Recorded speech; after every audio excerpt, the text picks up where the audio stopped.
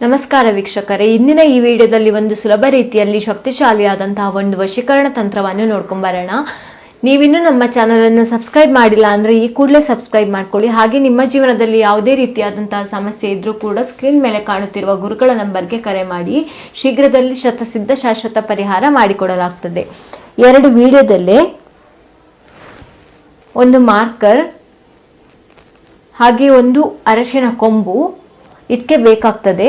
ಹಾಗೆ ಒಂದು ಲಿಂಬು ಬೇಕಾಗ್ತದೆ ವೀಕ್ಷಕರೇ. ಇದರ ಸಹಾಯದಿಂದ ಒಂದು ಶಕ್ತಿಶಾಲಿಯಾದಂತಹ ವಶೀಕರಣ ತಂತ್ರವನ್ನು ಹೇಗೆ ಮಾಡೋದಂತ ನೋಡ್ಕೊಂಬರೋಣ ವೀಕ್ಷಕರೇ. ಮೊದಲಿಗೆ ಇದರಲ್ಲಿ ಒಂದು ಎಲೆಯಲ್ಲಿ ಸ್ತ್ರೀಯ ಹೆಸರು, ಒಂದು ಎಲೆಯಲ್ಲಿ ನಿಮ್ಮ ಹೆಸರು ಬರ್ದ್ಬಿಟ್ಟು ಈ ರೀತಿಯಾಗಿ ನೀವು ಕರೆಕ್ಟಾಗಿ ನೋಡ್ಕೊಳ್ಳಿ ವೀಕ್ಷಕರೇ. ಈ ರೀತಿಯಾಗಿ ನೀವು ಅದನ್ನು ಇಡಬೇಕಾಗ್ತದೆ ವೀಕ್ಷಕರೇ. ಈ ರೀತಿಯಾಗಿ ಇಟ್ಟ ನಂತರ ವೀಕ್ಷಕರೇ ಅದರಲ್ಲಿ ಮೇಲೆ ನೀವು ಅರಶಿನ ಕೊಂಬನ್ನು ಇಡಬೇಕಾಗ್ತದೆ. ಈ ರೀತಿಯಾಗಿ ಅರಶಿನ ಕೊಂಬನ್ನು ಇಟ್ಕೋಬೇಕು ವೀಕ್ಷಕರೇ. ಆ ರೀತಿಯಾಗಿ ಮಾಡಿದ ನಂತರ ನೀವು ವೃತ್ತಾಕಾರವನ್ನು ಹಾಕೋಬೇಕು. ಅದರ ಸುತ್ತ ನಾವು ಯಾವ ರೀತಿಯಾಗಿ ಚಿತ್ರ ಬರಿತಿದ್ದೇನೆ ವೀಕ್ಷಕರೇ ಅದೇ ರೀತಿಯಾಗಿ ನೀವು ಚಿತ್ರ ಬರಿಬೇಕಾಗ್ತದೆ ವೀಕ್ಷಕರೇ.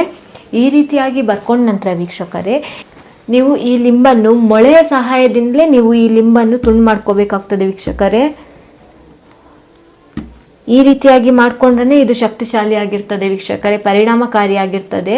ನೀವು ಯಾವುದೇ ಚಾಕುವಿನ ಸಹಾಯದಿಂದ ಎಲ್ಲ ಇದನ್ನು ಮಾಡ್ಲಿಕ್ಕೆ ಹೋಗಬೇಡಿ ವೀಕ್ಷಕರೇ. ಏನಕ್ಕಂದ್ರೆ ಇದರಲ್ಲಿ ಫಲ ಸಿಗಲ್ಲ ವೀಕ್ಷಕರೇ. ಹಾಗಾಗಿ ನೀವು ಇದನ್ನು ಈ ರೀತಿಯಾಗಿ 2 ಭಾಗವನ್ನು ಮಾಡ್ಕೋಬೇಕಾಗ್ತದೆ ವೀಕ್ಷಕರೇ. ಈ ರೀತಿಯಾಗಿ 2 ಭಾಗವನ್ನು ಮಾಡ್ಕೊಂಡ ನಂತರ ಓಂ ವಶೀಕರಣಾಯ ನಮಃ, ಓಂ ವಶೀಕರಣಾಯ ನಮಃ ಅಂತ ಅರಶಿನ ಮತ್ತು ಕುಂಕುಮವನ್ನು ಹಾಕಬೇಕಾಗ್ತದೆ ವೀಕ್ಷಕರೇ. ಈ ರೀತಿಯಾಗಿ ಹಾಕಿದ ನಂತರ ನೀವು ಮಂತ್ರವನ್ನು ಹೇಳಬೇಕಾಗ್ತದೆ ವೀಕ್ಷಕರೇ. ಒಂದು 21 ಬಾರಿ ನೀವು ಒಂದು ಮಂತ್ರವನ್ನು ಹೇಳಬೇಕಾಗ್ತದೆ.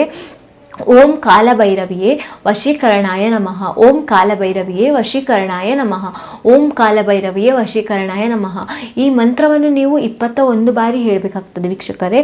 ಈ ಮಂತ್ರವನ್ನು ನೀವು 21 ಬಾರಿ ಹೇಳಿದ ನಂತರ ವೀಕ್ಷಕರೇ ಆ ಹುಡುಗಿಯ ಹೆಸರನ್ನು ನೀವು 108 ಬಾರಿ, ಯಾವ ಸ್ತ್ರೀಯನ್ನು ನೀವು ವಶವನ್ನಾಗಿ ಮಾಡ್ಕೋಬೇಕು ಅಂತ ಇರ್ತೀರಲ್ಲ ವೀಕ್ಷಕರೇ ಆ ಹೆಸರನ್ನು ನೀವು 108 ಬಾರಿ ಹೇಳಬೇಕಾಗ್ತದೆ. ಒಂದು ವೇಳೆ ಪುರುಷನನ್ನು ನೀವು ವಶ ಮಾಡಬೇಕು ಅಂತ ಅಂದ್ಕೊಂಡಿದ್ರೆ ನೀವು ಪುರುಷನ ಹೆಸರು 108 ಬಾರಿ ಹೇಳಬೇಕಾಗ್ತದೆ ವೀಕ್ಷಕರೇ. ಈ ರೀತಿಯಾಗಿ ಮಾಡಿದ ನಂತರ ವೀಕ್ಷಕರೇ ಇದನ್ನು ನೀವು 3 ದಾರಿ ಸೇರುವಲ್ಲಿ ಹೋಗಿ ಹೂತಾಕಬೇಕಾಗ್ತದೆ ವೀಕ್ಷಕರೇ.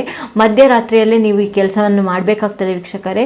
ಈ ಹೂತಾಕುವ ಕೆಲಸವನ್ನು ನೀವು ಮಧ್ಯರಾತ್ರಿ 12 ಗಂಟೆಗೆ ಹೋಗಿ ಮಾಡಬೇಕಾಗ್ತದೆ ವೀಕ್ಷಕರೇ.